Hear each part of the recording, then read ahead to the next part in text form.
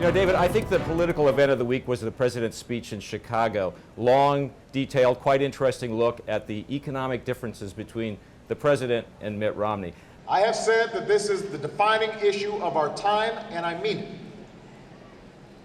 I said that this is a make or break moment for America's middle class, and I believe it. The decisions we make in the next few years on everything from debt and taxes to energy and education will have an enormous impact on this country. I'm curious, first of all, though, why you felt this was a speech you all had to make at this point. Well, it's a speech that we'd planned for quite some time. You know, Jerry, and you've been around this business a long time, and we've seen it in spades in recent weeks. These campaigns can get mired down into a contest of tactics and daily events. And what the president wanted to do was really lay out for the American people the stakes and the choices here. We really have an opportunity for a great debate. We have two very distinctive visions about how we build an economy for the future, how we revive the middle class in this country and make sure that people who work hard can get ahead.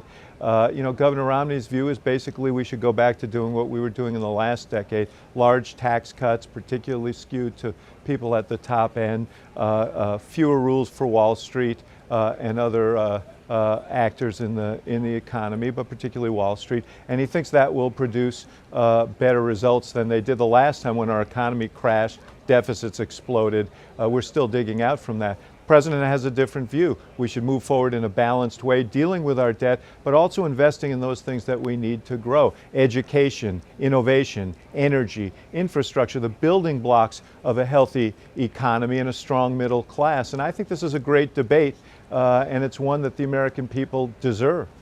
Some people, I think, were looking this week for perhaps new policy initiatives out of the White House, out of the president, to get the jobs situation changed between now and November.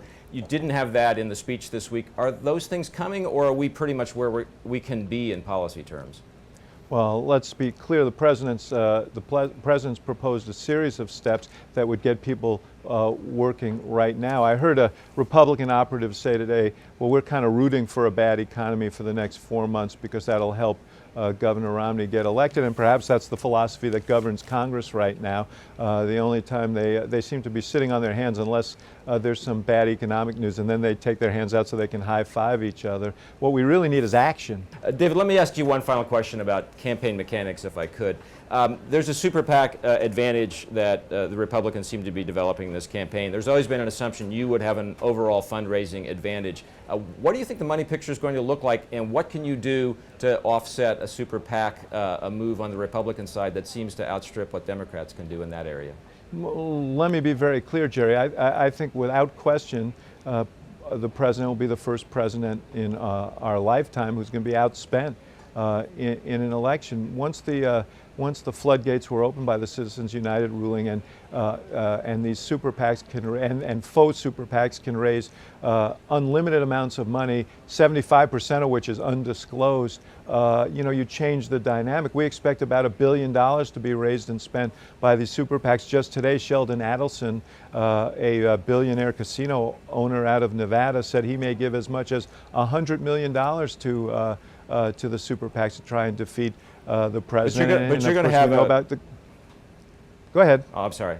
No, it's just because. But you're going to have an individual donor advantage probably, and you're going to have a union money advantage. Isn't this going to be pretty much an even playing field? I think there's no doubt it's going to net out strongly in favor of the Republicans. I am proud of the fact that we have such a robust fundraising base, 98% of which are small donors. Our average donation is $51. But consider this, Adelson wrote a $10 million check to Romney's super PAC.